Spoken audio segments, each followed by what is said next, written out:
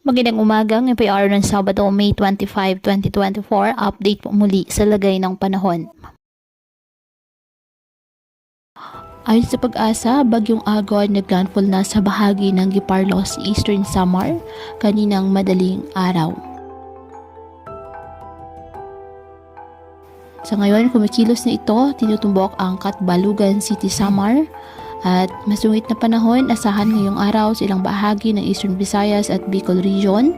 Taglay ngayon ng bagyo, ang lakas ito na maabot sa 55 km per hour at puso ng hangin na nasa 90 km per hour.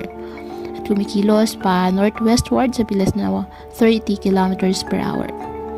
Ayon sa forecast track ng Pag-asa, dadaan ang sentro ng bagyo sa bahagi ng Eastern Visayas ngayong araw at sunod naman ito tatama sa Bicol Region pagsapit ng hapon o kaya gabi. May kabilisan na takbo ng bagyo at pagkatapos ito dadaan ng Bicol Region, ito ay unti-unting kikilos papalayo ng ating bansa patungo sa Pacific Ocean at maaari itong lumabas ng ating Philippine Area of Responsibility sa araw ng Martes. Sa ngayon, nakataas pa rin ang signal number 1 sa northern portion of Aurora, Polillo Islands, southern portion of Quezon, eastern portion of Romblon, Camarines Norte, Camarines Sur, Catanduanes, Albay, Sorsogon, Masbate, kasama ng Burias at Icao Islands, northern Samar, eastern Samar, Biliran, Leyte, southern Leyte, extreme northern portion of Cebu, kasama na ang Camotes at Bantayan Islands.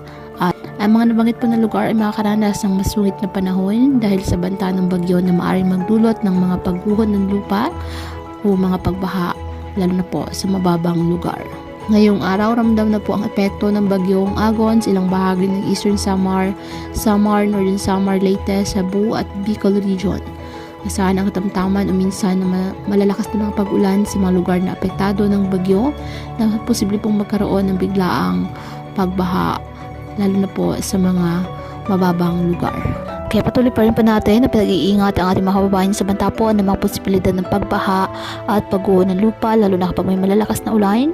At ugaliin po na magdala palagi ng payong o kahit anong panangga sa ulan sa tuwing lalabas po ng ating mga tahanan. At yan po muna ang update sa lagay ng panahon ngayong araw.